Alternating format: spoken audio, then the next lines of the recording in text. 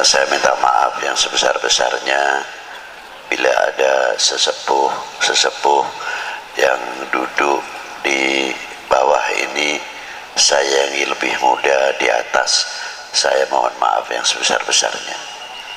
Assalamualaikum warahmatullahi wabarakatuh.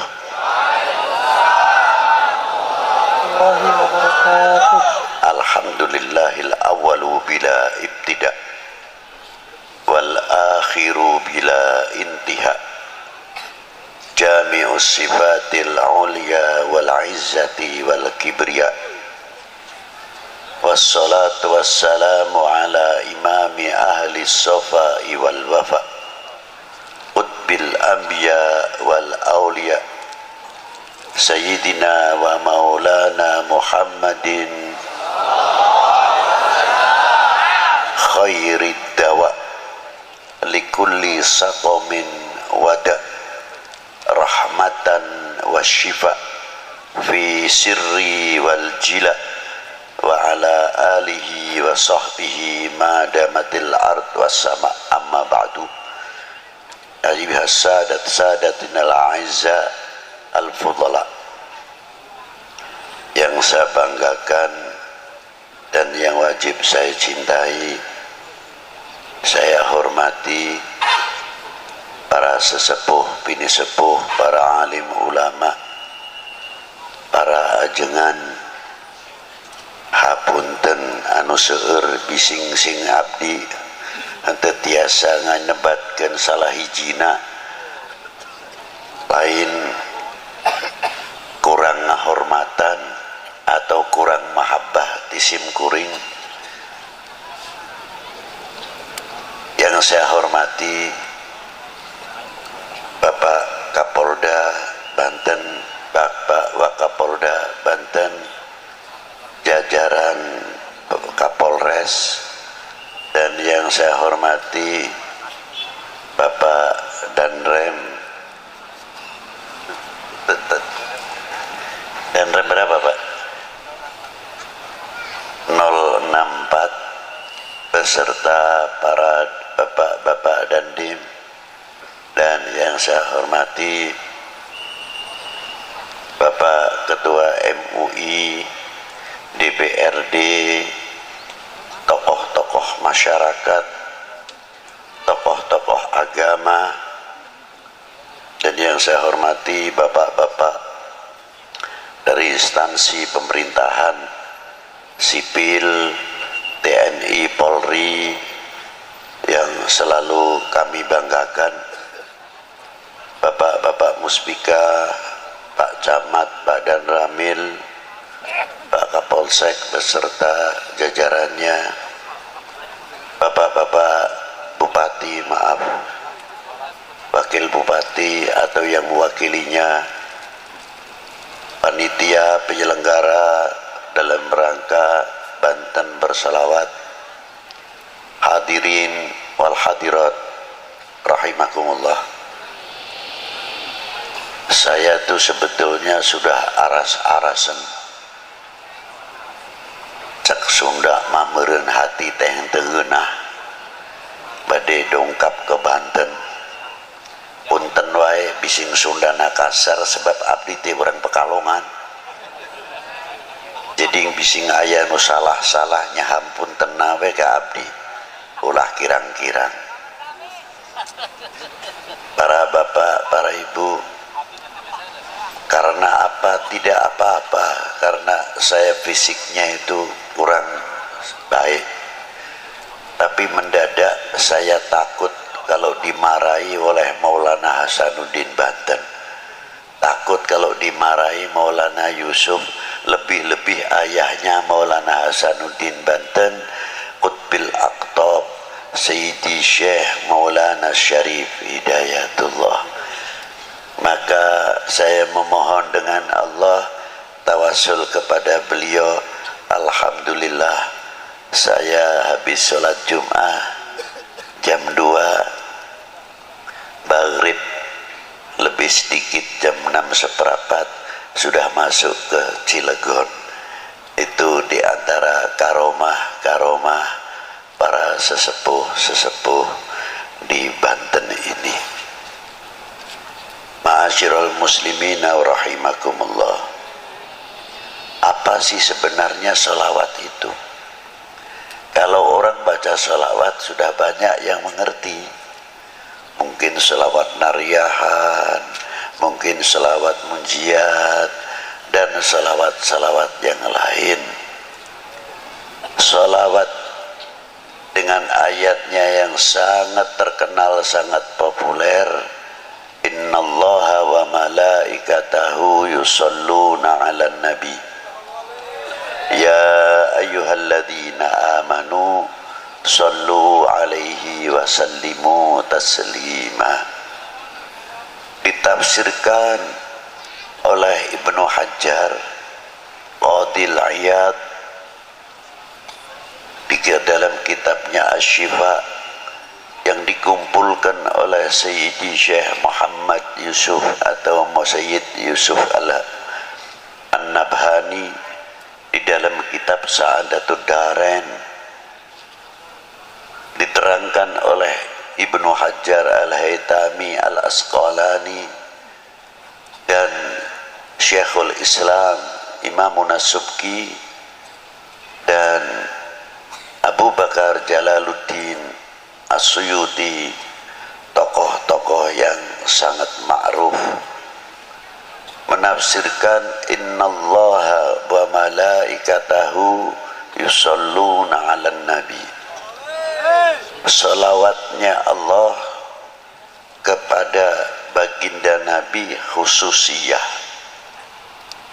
Berbeda salawatnya Allah Ta'ala yang diberikan kepada nabi-nabi terdahulu sebelum Nabi kita Sayyidina Maulana Muhammad sallallahu alaihi wasallam. Kalau sholawat yang diberikan kepada para anbiya rahmatan mutlak, tapi yang diberikan kepada baginda Nabi maknanya salatullahu alaihi sallallahu alaihi wasallama salatan rahmatan makrunatan bita'zim. Berbeda sekali. Salawatnya Allah Ta'ala yang diberikan kepada baginda Nabi mengagungkan satu kehormatan yang luar biasa diberikan kepada baginda Nabi sallallahu alaihi wasallam. Lautan rahmat yang tiada bertepian, rahmat yang sangat luar biasa, tapi tidak mungkin orang itu akan menggapai rahmat Allah Ta'ala yang diberikan kepada baginda Nabi tanpa ada pancingnya, syaratnya. Syaratnya apa? Dengan sholawat lagi. Jadi kalau kita membaca selawat kepada baginda Nabi, yang untung itu bukan baginda Nabi, yang untung sebetulnya kita. Itu diantaranya. Jadi jangan bangga, jangan salah faham seolah-olah kita bisa mendoakan baginda Nabi. Tidak, dengan salawat itu justru mendapatkan doa baginda Nabi sallallahu alaihi wasallam. Buktinya apa? Di makam baginda Nabi sallallahu alaihi wasallam itu ada satu malaikat ila yaumil qiyamah yang menunggu makamnya Rasulullah, setiap hari menerima sholawatnya umatnya, disampaikan kepada Rasulullah. Yang hebat itu tidak pribadinya saja. Malaikat cara menyampaikan kepada baginda Nabi disebutkan orang tuanya. Ini sholawatnya fulan bin fulan ya Rasulullah kepadamu. Jadi kalau kita ini mengangkat sholawat, walaupun yang bersalawat itu anak sendirian atau orang tua, aliasnya mengangkat kedua orang tuanya di hadapan baginda Nabi Sallallahu Alaihi Wasallam dan mendapatkan rahmat. Yang mendapatkan rahmat bukan si pembaca salawat saja, tapi kedua orang tuanya, karena disebut oleh malaikat tadi salawatnya fulan bin fulan ya Rasulullah. Kelihatannya sepele. Ma'asyiral muslimin rahimakumullah, takdimnya Allah Subhanahu wa taala makrunatan bita'dim, ada satu kandungan nilai-nilai akhlak yang luar biasa. Di antaranya apa? Allah taala memberikan satu contoh nilai akhlak, nilai adab. Karena tadi makrunatan bita'dim. Apa di antaranya? La taj'al du'a ar-rasul bainakum kadu'ai ba'dukum ba'da. Jangan engkau memanggil kepada kekasihku ini sebagaimana engkau memanggil sesamamu. Allah Ta'ala tidak pernah memanggil dengan kalimat nida ya Muhammad atau ya Ahmad. Tidak ada itu. Coba dari mulai Bismillahirrahmanirrahim, Alif Lam Mim sampai kepada Qul a'udzu birabbin nas, tidak ada kalimat nida ya Muhammad atau ya Ahmad. Ada khobar wa ma Muhammadun illa rasul, begitupun pangkatnya Rasulullah di bawah illa rasul.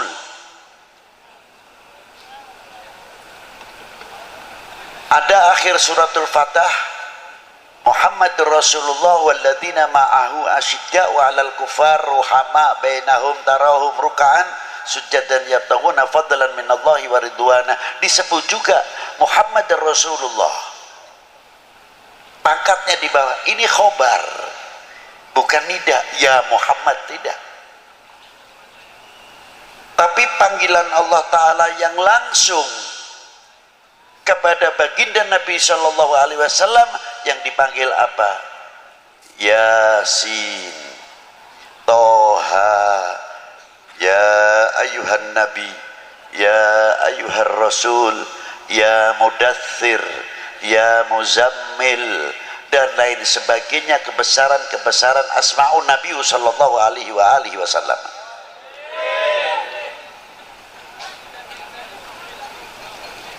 Itu diantaranya.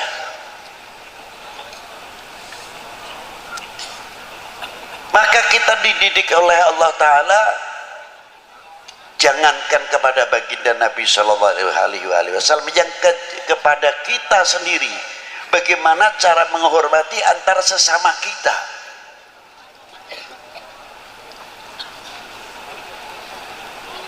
Ada bapak kepala desa, kita tahu namanya si A, umurnya jauh lebih tua saya, tapi beliau sudah mendapatkan kepercayaan oleh orang sedesa menjadi bapak kepala desa.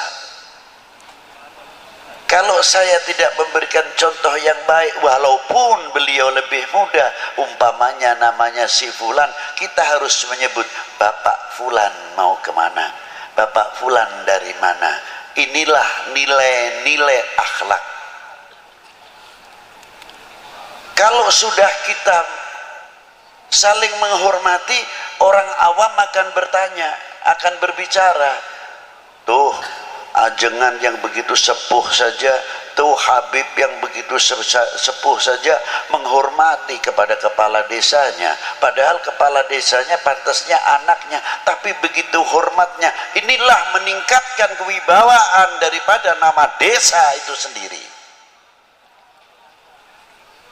Tapi kalau kita sudah memanggilnya, Fulan mau ke mana, Fulan badai ke mana, atau badai tindak pundi, apa ngendi, dan sebagainya,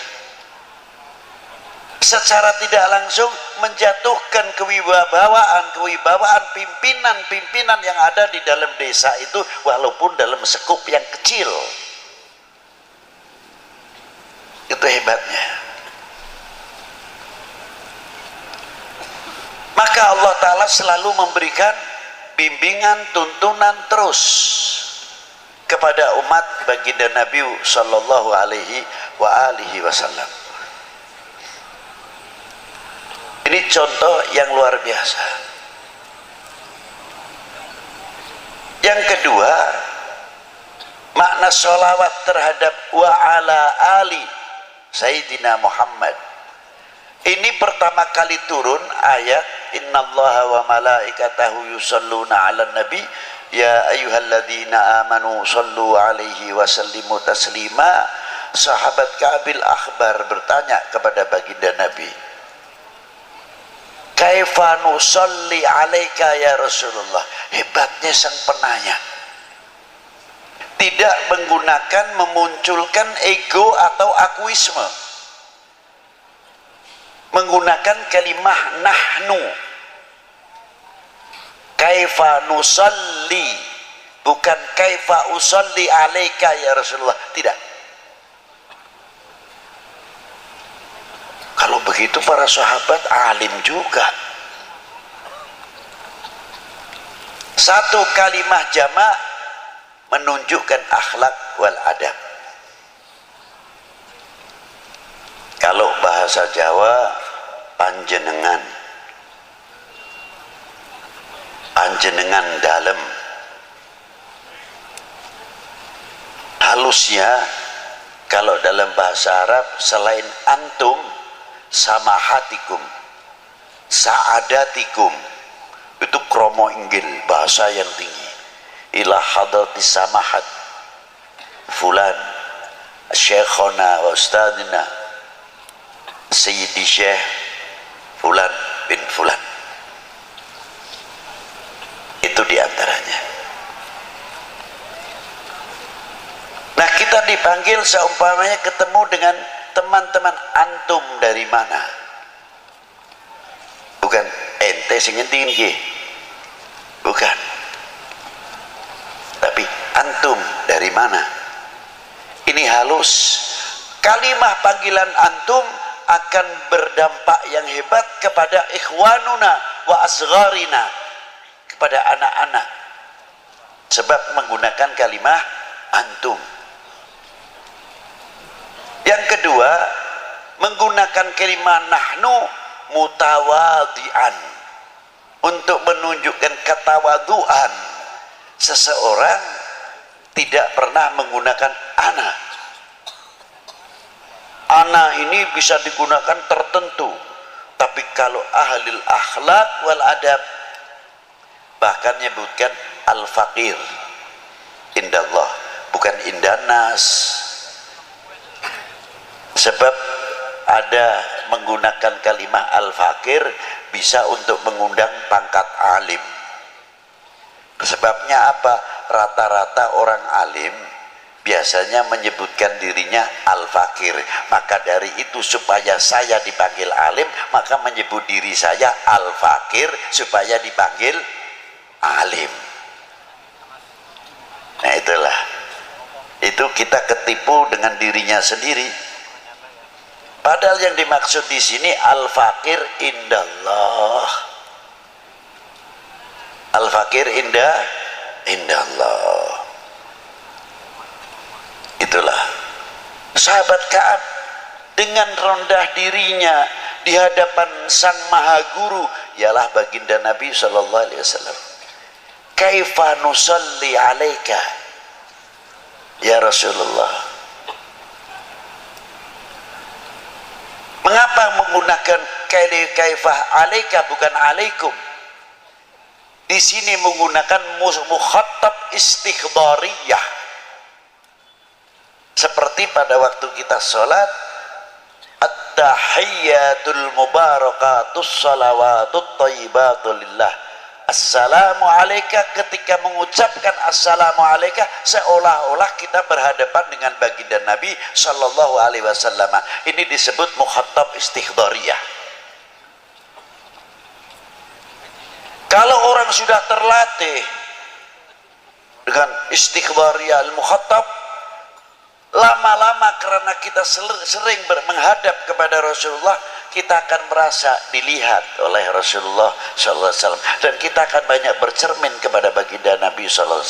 Bercermin tutur kata kita, bercermin pandangan kita, bercermin wawasan kita, jauh bercermin telinga kita sampai mata, telinga, mulut. Sebagaimana kita menghasilkan karya wudhu, karya wudhu yang telah melahirkan dan menyentuh, mencapai batiniah. Wudhunya bukan untuk zahiriyah saja.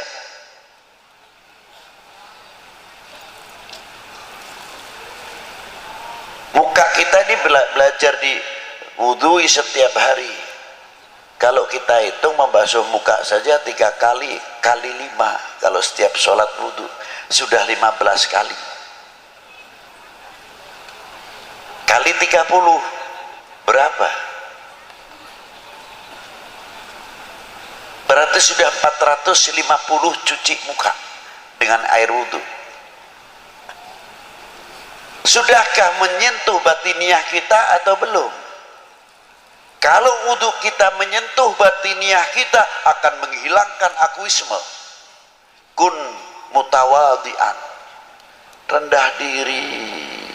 Semakin bercahaya mukanya, min atharin nuril wudhu, sebab setiap orang membasuh mukanya keluarlah dosanya, kata Nabi sallallahu alaihi wasallam, min fadailil wudhu. Apalagi setiap habis wudhu sholat syukral wudhu, dan banyak orang ingin rezekinya banyak, jangan tinggal wudhu, mudawamatil wudhu. Insya Allah itu urusan rezeki luar biasa. Mangkana mudawamatil wudhu. Nah itu diantaranya. Apa yang diwudhui diantara kita? Ya mata kita, mulut kita. Berarti selalu setiap hari kita sucikan mata kita, mulut kita. Kalau sudah menyentuh batiniah kita, pasti mata kita akan mempunyai pandangan dan wawasan yang jauh dalam segi ilmu dan lain-lainnya. Segi ilmu, segi agama, sampai kepada wawasan kebangsaan, wawasan kita itu jauh. Satu contoh. Dan yang kedua, akan menutup aib. Siapa? Min ikhwanunal mu'minin wal mu'minat wal muslimin wal muslimat, akan menutupi cacatnya, kekurangannya saudara kita mukminin wal muslimat, dan saudara kita sebangsa setanah air. Karena di Indonesia itu ada dua persaudaraan. Yang satu, saudara kami seagama, sebangsa, setanah air. Yang kedua, saudara kami sebangsa, setanah air. Itu persaudaraan. Itu yang harus kita jaga, keutuhannya dan sebagainya. Ini dua. Mestinya kita pandai-pandai menutupi. Bukan berarti kita mendiamkan kejelekan atau keburukan, kesalahan, tidak. Kita nasihati sendiri. Jangan sampai orang lain, bangsa lain bertepuk untuk kita, karena kita membuka kekurangan-kekurangan apa yang ada dalam umat ini atau dalam bangsa ini. Di mata ini tugasnya. Yang kedua, telinga mempunyai filter,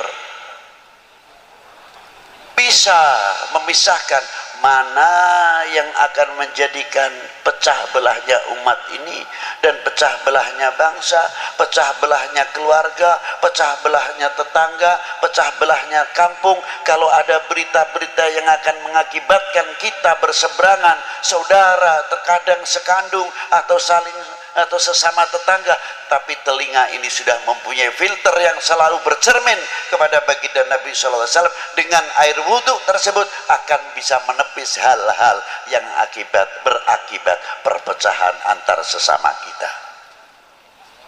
Itu telinga tugasnya kalau diwudhui. Tutur kata kita juga bagian yang diwudui pasti insya Allah akan banyak meniru bagaimana tutur kata baginda Nabi Sallallahu Alaihi Wasallam. Satu contoh aja yang ringan Pak, kalau kita makan saking asyiknya,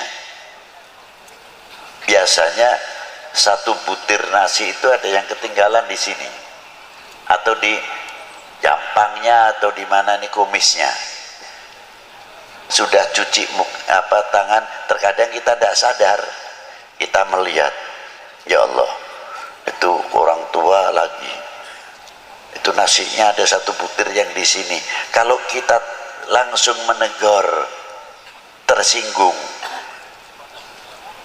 Pak, itu ada nasinya gimana? Malu paling tidak. Segi nilai akhlak kurang baik, walaupun toh itu benar. Tapi orang yang pakai diplomasi, Pak, Bapak tadi punya peliharaan kambing, adalah salah satu yang belum dimasukkan Pak. Ini orangnya cerdas. Iya belum, baru sambil begini sambil masukkan satu butir nasi itu tadi. Alhamdulillah sekarang sudah aman saya masukkan. Akhlak luar biasa. Di antaranya lagi orang menutupi aib saudara kita. Ada seorang perempuan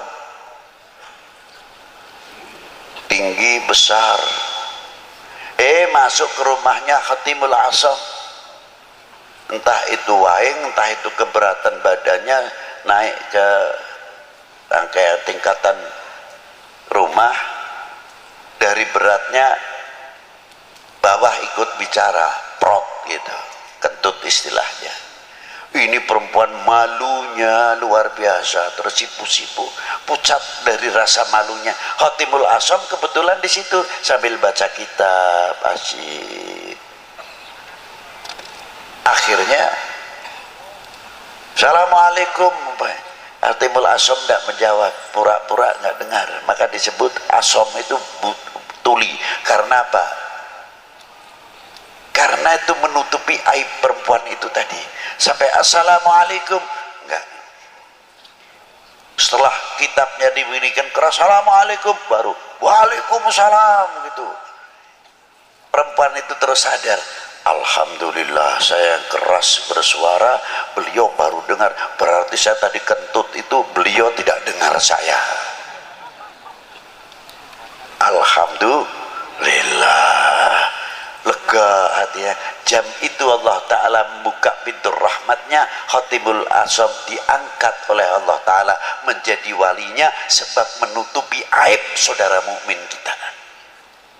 Itu asal usul terkenal Khatimul Asam.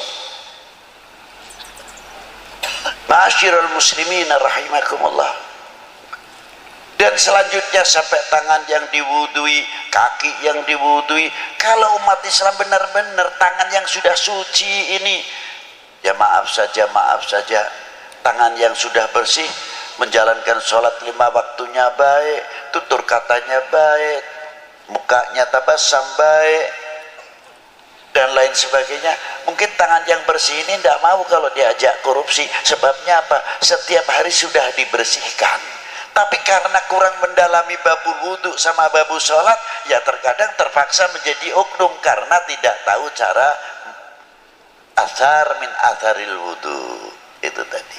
Nah, sahabat Ka'ab tersebut kita kembalikan kepada beliau dengan kalimah nahnu. Rasulullah menjawabnya apa? Ulu Allahumma salli ala Muhammad wa ali Muhammad. Rasul jawabnya, pertanyaannya nusolli alaika, yang menjawab ulu. Karena ada apa? Apakah itu Rasulullah karena berdasarkan pertanyaannya Kabil Ahbar? Tidak. Berdasarkannya ayat juga, kalimahnya jamak. Ya ayyuhalladzina amanu sallu, maka Rasulullah di sini menjawabnya ulu. Sahabat Ka'ab pun tahu karena perintahnya Allah, ya ayyuhalladzina amanu sallu alaihi wasallimu taslima, maka kaifa nusalli alaika. Itu hebatnya antara sahabat dengan baginda Nabi sallallahu alaihi wasallam. Komunikasi yang sangat indah, ananiyahnya, akuismenya sahabat Ka'ab tidak ada. Rasulullah pun memberikan contoh. Pada waktu kaifa nusalli alaika ya Rasulullah, Rasulullah diam, tidak langsung menjawab. Diam dulu. Setelah berapa saat Rasulullah membacakan salawatnya, Allahumma salli ala Muhammad wa ala ali Muhammad kama sallaita ala Ibrahim wa ala ali Ibrahim. Tidak menggunakan Sayyidina.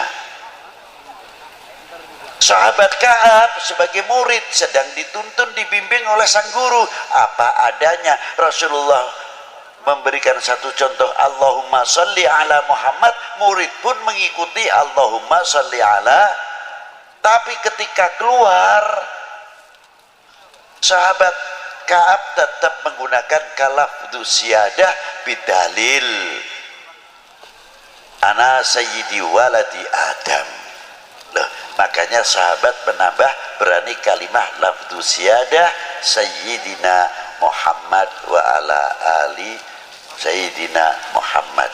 Lafdul kalimah ali maknanya fi maqamati doa, bukan khusus untuk keluarga Nabi saja, tapi kalimah wa ala ali adalah untuk ummah Sayyidina Muhammad sallallahu alaihi wasallam. Indah maqamati doa. Jadi kalau kita membacakan sholawat, kita terkait dengan al-mu'min akhul mu'min, khususnya al-muslim akhul muslim. Allahumma salli ala Sayyidina Muhammad, Allahumma salli ala Sayyidina Muhammad. Mungkin yang di Pekalongan, yang di Jawa Timur jauh mendapatkan semuanya ini. Sana yang sedang membacakan salawat, kita pun mendapatkan, bukan di sini saja, bahkan fil alam mendapatkan, masuk fi maqamati doa Allahumma salli ala Sayyidina Muhammad wa ala ali Sayyidina Muhammad. Jadi salawat itu tali silaturahmi kepada Nabi, tali silaturahmi kepada keluarga Nabi, tali silaturahmi ma bainal akhwainil ummah wal ummah, al mu'min wal mu'minah wal muslim wal muslimah. Di sini masih terkait dalam as-shalah. Makanya saya kagum sekali kok ada Banten bersolawat. Saya tidak heran, itu luar biasa. Karena apa? Saya tidak heran. Banten cukup mempunyai sejarah yang kaya. Saya tidak kepura-kepuraan. Saya ngangkat tidak. Kakek saya asli dari Banten. Kiai Hasan Qudsi itu asli Banten. Bin Muhyiddin, bin Kiai Muhyiddin, itu kakek saya. Yang meninggal di Indramayu. Saya punya Hababah Sayyidah Marinah, Ratu Marinah. Jadi saya kesini itu istilahnya sedikit pulang kandang, di mana napak tilas saya punya datuk-datuk, termasuk anak saya Zainal Abidin. Ma'asyiral muslimin rahimakumullah, mulai Maulana Syarif Hidayatullah dan beberapa saudara-saudara pada waktu itu minal ulama wal arifin yang ada di mana Wali Sembilan ini. Saya kalau ditanya, Habib, keistimewaannya ziarah Wali Sembilan apa? Saya cuma oleh-olehnya satu, Pak, malu.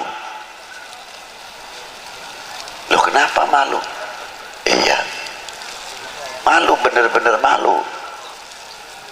Di antaranya, apa tidak mengambil barokah? Lekaromah terlalu tinggi kalau soal itu. Saya cukup saja dapat ilmu, malu itu sudah luar biasa. Apa di antaranya kok malu? Saya di Sunan Ampel, para bapak, para ibu, makamnya di tengah desa, masuk Ganggang di situ Ampel Dento, Ampel Suci, Ampel Gading, dan lain-lainnya. Rata-rata toko-toko yang mahal-mahal di dalam kampung, bukan di pinggir jalan. Ternyata menunggu, menghormat tamunya Kanjeng Sunan Ampel yang satu hari tidak lepas 100 bis, apalagi kalau Jumat Kliwon atau Jumat Legi di sana, ratusan bis yang datang. Jadi saya pikir, ya Allah, Sunan Ampel masih di dalam kubur, masih bisa membuat ekonomi kerakyatan, masih bisa memakmurkan lingkungan.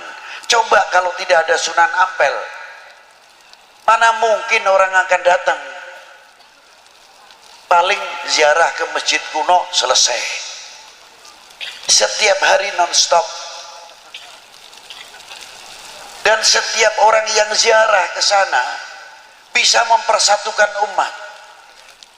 Baca Yasin sendiri, baca Waqiah sendiri, yang satu baca tahlil, yang satu baca salawat. Tidak ada yang intervensi.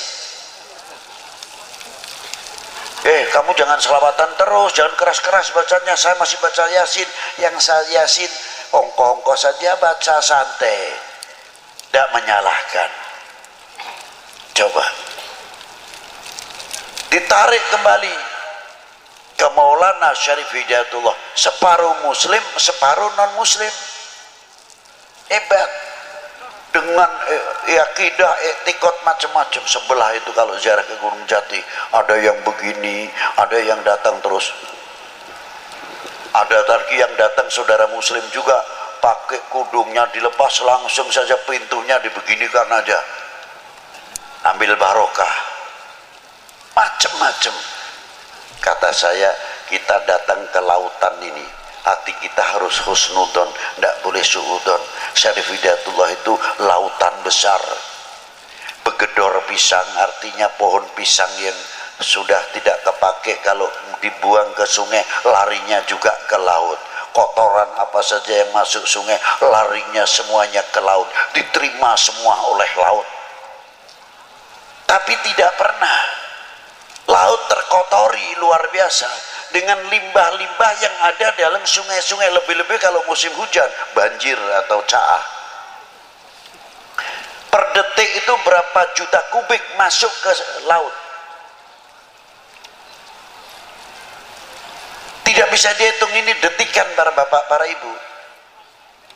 Dengan membawa limbahnya, semua limbah yang masuk ke lautan, minggir semua, ditepis oleh gelombang-gelombangnya, tidak mampu mengotori. Yang kedua, hebatnya lagi apa? Yang per detik sekian juta atau miliar kubik masuk ke lautan, dan berapa anak sungai yang besar, dan sungai yang besar, anak sungai yang ada di Jawa ini semua rata-rata sebagian besar masuknya ke Pantura, Laut Utara. Saya belum pernah mendengar air laut menjadi tawar karena musim banjir kalah air asinnya. Tidak.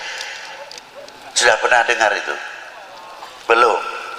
Berarti kalau kita pikir akal yang sehat, laut mempunyai harga diri, laut mempunyai jati diri, laut mempunyai kehormatan diri. Bagaimana kalau Indonesia ini, bangsa Indonesia meniru laut, tidak kalah dengan laut, mempunyai jati diri, kehormatan diri, bangsa, kehormatan diri, jati diri bangsa, luar biasa. Allahu Akbar. Sallu ala Nabi. Jangan kalah dengan lautan, malu-maluin. Yang hebat lagi ikannya yang ada dalam laut. Meser ikan asin. Pantasnya yang hidup di daerah asin mestinya tidak usah dikasih garam lagi, sudah dijemur asin langsung, karena hidupnya di daerah asin, wilayah yang asin, tidak digaramin. Yang mau dimasak tetap digaramin, kalau tidak digaramin tetap tawar. Jadi saya pikir ikan pun di dalam laut bisa bermain dengan air asin tapi tidak mempunyai intervensi terhadap asin. Asin pun tidak mempunyai intervensi terhadap ikan. Hidup berdampingan, damai, aman, tentram. Pantas karena rahmatnya Allah Ta'ala turun. Allahu Akbar. Sallu ala Nabi. Itulah luar biasanya, saya kagum sekali. Tapi biasanya kalau kita lihat laut itu asiknya ikannya besar-besar, lihat kapalnya tidak sampai nerobos. Nah, ini kita belajar, berusaha memahami apa yang ada di dalam laut. Ya itu tadi. Aulia itu begitu. Jangan yang lihat datang ke Maulana Syarif Hidayatullah, sudah ini lautannya Allah Ta'ala, sudah kamu kita mau lihat lautannya atau lihat bangkainya atau lihat begedornya atau lihat sampahnya? Lihat Maulana Syarif Hidayatullahnya, selesai. Harusnya begitu. Satu rombongan terkadang datang satu bis dengan bis Jawa Timur, Jawa Barat, terkadang dari luar Jawa dengan gaya tahlilnya yang macam-macam. La ilaha illallah, la ilaha illallah, la ilaha illallah, la ilaha illallah. Yang satu lain lagi kelompok ini, satu bus entah dari mana. Kalau tahlil berat Pak, di dada ini illallah, la ilaha illallah, la ilaha illallah. Yang belakang kelompok lain lagi illallah, la ilaha illallah, la ilaha illallah. Yang belakang lagi lebih ngebut illallah, la ilaha illallah, la ilaha illallah. Yang belakang lagi Allah. Yang lain lagi sallallahu ala Muhammad, sallallahu ala Muhammad. Yang satu lagi ya Latif, ya Latif. Tidak ada yang paseha, tidak ada yang tukaran.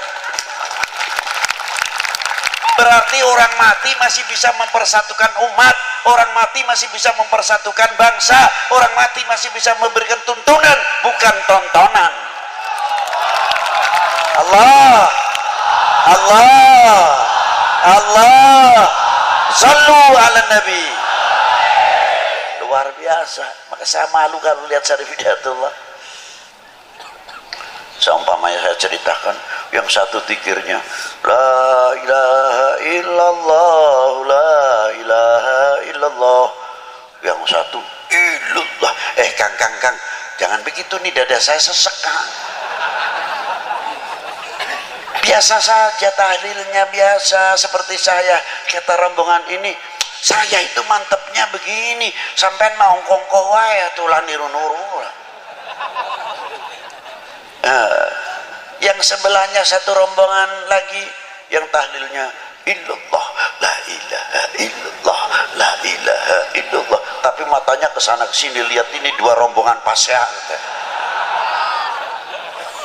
Illallah, la ilaha illallah, la ilaha illallah. Ini ada-adalah. Rupanya yang ini tersinggung juga. Lu lagi ribut, kita masih begini, ente tambah ngebut. Katanya ngebut, lo kalau saya tidak ngebut mana mungkin saya dapat banyak. Nah itu. Enggak lama datang orang gede itu besar, pakainya speaker ini dikempit ini begini kan.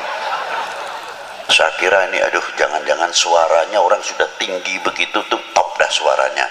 Aduh, saya menyingkir aja dulu lah daripada kena suaranya speakernya, sebab orangnya begitu tinggi. Saya kira suaranya sama dengan tingginya. Enggak tahu ilah hadratin Nabil Mustafa Sina Muhammadin sallallahu alaihi wasallam. Al-Fatihah lu. Ada lagi ini namanya pengalaman ziarah di Maulana Syarif Hidayatullah, dan di mana-mana asik juga saya pikir gitu. Komplit. Subhanallah, di lingkungannya pasaran, ekonomi kerakyatan terbangun. Maka saya bertanya, saya pernah berbuat apa untuk umat ini? Saya pernah berbuat apa untuk umat ini? Saya telah mengisi apa tinggalan Rasulullah Sallallahu Alaihi Wasallam? Beliau luar biasa, Maulana Syarif Hidayatullah, wali ibnul wali wa ibnul wali ibnul wali. Sibtun Nabi SAW, Maulana Syarif Hidayatullah bin Imaduddin Abdullah bin Ali Nurul Alam bin Jamaluddin Hussein bin Ahmad Syah Jalal bin Abdullah Uthman Khan bin Amir Abdul Malik bin Alwi bin Malfaqi bin Muhammad Saib Marbat bin Ali Khalid Qasam bin Alwi bin Muhammad bin Alwi bin Ubaidillah bin Ahmad Al-Muhajir bin Isa An-Nagi bin Muhammadin Nagi bin Ali Al-Uraidi bin Ja'far Sadiq bin Muhammad Al-Baqir bin Ali Zainal Abidin bin Husaini Sibti bin Ali bin Abi Talib wa bin Fatimah Zahra al-Batul binti Rasulillah sallallahu alaihi wasallam Rasul. Faqala Nabi sallallahu alaihi wasallam, ahli baiti kama tali safinatin Nuh, anak cucuku bagikan perahunya Nabi Allah Nuh. Alhamdulillah, Banten mempunyai safinatun Nuh. Man rokibaha najah, barang siapa menaikinya selamat. Sebab safinatun Nuh, siapa beliau? Maulana Hasanuddin bin Syarif Hidayatullah wa Muhammad Yusuf bin Hasanuddin Al-Bantani bin Maulana Syarif Hidayatullah. Tubahlah kaum, beruntunglah kalian mempunyai paku di negeri ini. Tidak cukup di Banten saja. Ada seseorang wali besar ziarah ke Maulana Syarif Hidayatullah, namanya Al-Habib Alwi bin Muhammad bin Tahir Al-Haddad. Ketika ziarah ke Maulana Syarif, kaifa halukum ya Syarif Hidayatullah, apa kabar, bagaimana antum di sini di Indonesia ini? Ana hami fil Jawa, saya adalah pelindungnya di Jawa ini. Ketika Syed Habib Alwi ziarah ke Maulana Syed Ibrahim Bonang, kaifa halukum ya Syekh Sunan Bonang, apa kata Syarif Maulana Syarif Hidayatullah? Beliau hami fil Jawa wa ana nadiruha.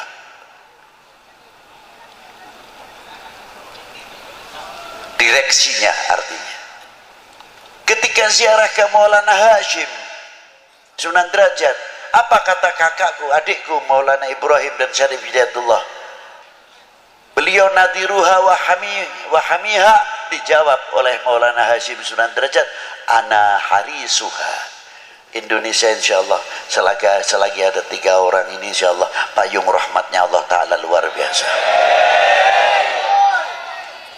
Beruntunglah kami semua khususnya, dan beruntunglah kalian yang fil Banten ini. Semoga dengan sholawat Nabi itu tadi menjadi mercusuar dan yang luar biasa, kita menjadi contoh penyejuk, kita menjadi contoh perekat sebagaimana yang dicontohi oleh Maulana Hasanuddin Banten. Mungkin kalau kita mencontoh Syarif Hidayatullah terlalu jauh, kita contoh Maulana Hasanuddin Banten.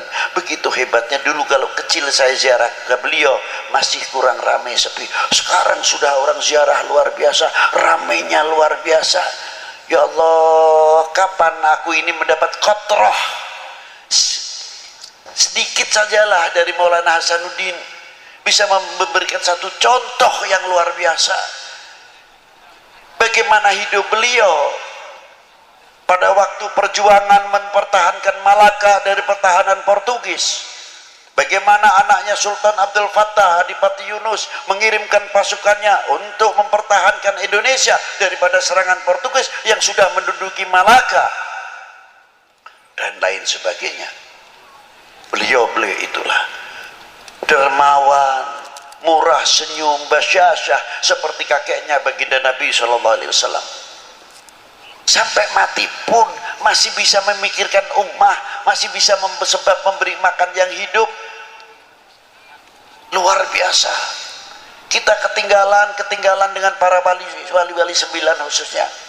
Beliau mempunyai manajemen hidup rapi, mempunyai visi misi rapi, mempunyai konsep yang luar biasa. Bukan terus kita dakwatul Islam dengan cara-cara yang kurang terpuji. Beliau berdakwah dengan akhlakul karimah yang luar biasa. Yang ahli pertanian dengan pertaniannya, yang ahli ketabiban dengan ketabibannya, yang ahli penyakit dengan ahli penyakitnya, yang ahli pembangunan dengan pembangunannya, yang ahli ekonomi dengan ahli ekonominya, sehingga pada waktu itu makmur apa yang dipimpin oleh para beliau-beliau. Itu hebatnya Wali Sembilan. Kita kalah, itu diantaranya. Maju luar biasa, tapi terkadang kita ketinggalan. Kita masih berbicara khilafiyah, talqin, tahlil, maulud, manakib, teater, nabubu. Sampai kapan? Tertinggal dan tertinggal. Kita malu rasanya.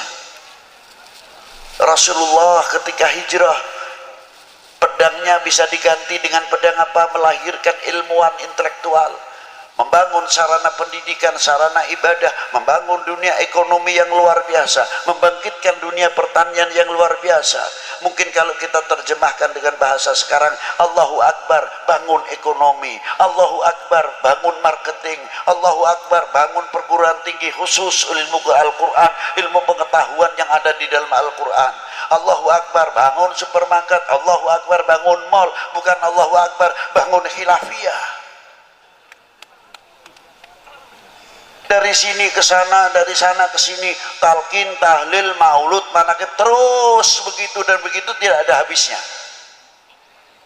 Yang satu membid'ahkan, yang satu menjawab, yang dan lain sebagainya. Sedangkan bangsa lain membuat senjata yang hebat, membuat nuklir yang hebat, pesawat tempur yang hebat, pesawat-pesawat ataupun kapal-kapalnya yang luar biasa, canggih-canggih luar biasa. Kita tertinggal. Betul? Betul enggak? Tinggal. Belum pesawatnya untuk jamaah haji, yang bikin siapa? Ketinggalan lagi. Ilmu IT, antropolognya, astronominya, elektronya, ketinggalan semuanya. Obat-obatan sampai alat-alat kedokteran, siapa yang bikin kita ketinggalan juga? Yang bahas khilafiyah terus, sampai kefanatikan kita hampir pudar. Maaf, jangan tersinggung. Maaf Bu, jangan marah ya. Saya ngomong-ngomong seadanya aja. Seandainya kita itu fanatik dengan apa yang hasil bumi pertiwi ini, kita bisa mengejar ekonomi kita yang tertinggal. Karena apa? Hasil karya bumi pertiwi kita terangkat namanya. Ayo bareng-bareng dirubah supaya kita dapat nama. Kira-kiranya mau nggak? Dapat nama lo ini. Pasaran kita supaya baik. Dirubah, jambunya jambu Indonesia, jambunya jambu Banten, jambu Pandeglang, jambu Serang. Keluarkan kualitas yang luar biasa. Nanamnya di Indonesia, apa di Indonesia, yang dapat nama orang lain jambu Bangkok. Sampai ayamnya bertelur di sini, apa di sini, ayamnya ayam nasib. Kira-kiranya malu nggak? Kira-kiranya tertinggal kita. Duren Bangkok, duren motong. Ayo sedikit-sedikit supaya kita mempunyai kefanatikan terhadap bangsa ini. Jambu Indonesia, duren Indonesia, lele Indonesia. Lagi-lagi Bangkok, boro-boro gulanya masih tetap gula Jawa. Ini kalau sudah Jawa, gula Bangkok mati kutu deh.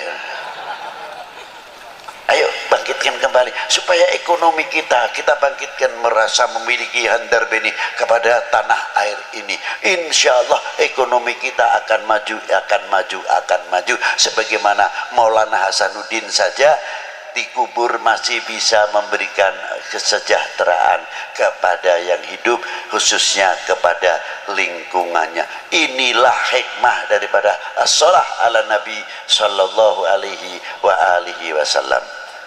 Ayo bangkitkan kembali intelektual kita, bangun madrasah kita dan lain-lainnya. Semoga dengan barokah para aulia yang ada di negeri ini, kita diberi barokah umurnya, barokah rezekinya, barokah pertaniannya, barokah, lain-lainnya dan lain-lainnya. Dan kita menjadi umat tidak akan memalukan para sesepuh kita. Kita jadi umat tidak akan memalukan para guru kita. Kita menjadi umat tidak akan memalukan kedua orang tua kita di hadapan Allah Subhanahu wa taala. Belajarlah menjadi orang yang mengerti terima kasih kepada kedua orang tua kita. Seandainya gunung yang paling terbesar di sini umpamanya Gunung Krakatau atau Gunung Karang dijadikan emas untuk membalas jasanya kedua orang tua kita dan guru kita, belum apa-apa. Jangan dikira kita sudah begini, anak-anak kita di pesantren, di madrasah asyik, tapi kita berpikir bagaimana nasib orang tua kita di dalam dunia pertanian dan ekonominya. Terkadang jam 3 malam sudah bangun, membawa doplaknya, dia isi sayuran, isi sampel dan lain-lainnya, dibawa ke pasar. Hawanya dingin, yang kalau musim dingin, yang musim hujan, yang musim panas. Demi siapa? Demi anak-anaknya yang di dalam pesantren, yang di dalam madrasah dan lain sebagainya. Mestinya kita malu kepada para beliau. Bagaimana tokoh-tokoh ulama kita terdahulu di dalam menasyirus syariah wal Islam, fasilitas masih begitu hebatnya, sulit sekali. Kalau Habib Lutfi lain, dari Pekalongan ke sini pikirannya sudah dapat, terbayang ini amplopnya tebal pak tipis, lain bayangannya. Kalau beliau berdakwah mengeluarkan amplop, berbeda sama saya berdakwah mengharapkan jauh dah itu. Ini untuk saya pribadi, bukan saya mengkritik kepada orang lain. Jauh. Itulah. Maka kiai-kiai ulama-ulama dahulu rata-rata benghar, kaya. Luar biasa. Sebabnya apa? Santrinya banyak tidak bawa ongkos. Digembleng, dibina oleh para ajengan-ajengan kita. Sampai menjadi penerus-penerus ulama-ulama yang luar biasa. Santri-santri yang luar biasa. Dan Banten cukup melahirkan kitabnya yang belum tercetak saja masih 400 kitab lebih taklif dari Kiai Nawawi Al-Bantani. Itu Banten. Belum Syekh Abdul Karim, Mursyidut Thariqah Qadiriyah, dari Syekh Ahmad Khatib Sambas sampai ke atas. Orang yang lalai hatinya, yang kotor, dihias oleh Syekh Abdul Karim. Ala bidzikrillahi tatmainnul qulub. Thariqah itu untuklah pembersih hati. Sebab tempatnya takabur di sini, sebab tempatnya riya di sini, sebab riya tempatnya hasud di sini, dan segala-gala penyakit hati sampai penyakit ghaflah, lalai kepada Allah Subhanahu wa taala, sumbernya dari sini, yang memancar kepada otaknya, matanya, telinganya, sehingga kita menjadi orang yang lalai kepada Allah Subhanahu wa taala. Dibersihkan dengan pelantara Syekh Abdul Karim Al-Bantani melalui thariqah ala bidzikrillah tatmainnul qulub. Dibersihkan itu, thariqah itu gunanya diantaranya membersihkan hati, terutama daripada lalai. Kalau kita sedang mengucapkan la ilaha illallah, merasa didengar, dilihat oleh Allah Ta'ala, merasa diperhatikan oleh baginda Nabi sallallahu alaihi wasallam, artinya kita sambil bercermin la ilaha illallah, selalu kita robitoh kepada guru-guru kita sampai mampu robitoh kepada baginda Nabi sallallahu alaihi wasallam. Kalau kita bisa mengamalkan itu, aman luar biasa. Karena apa? Kita selalu merasa didengar, dilihat oleh Allah Subhanahu wa.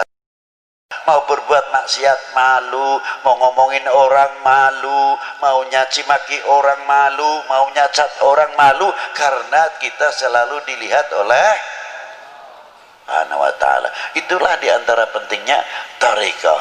Semoga kita dimasukkan golongan min ahli la ilaha illallah Sayyidina Muhammad Rasulullah sallallahu alaihi wasallam. Demikian yang saya bisa sampaikan.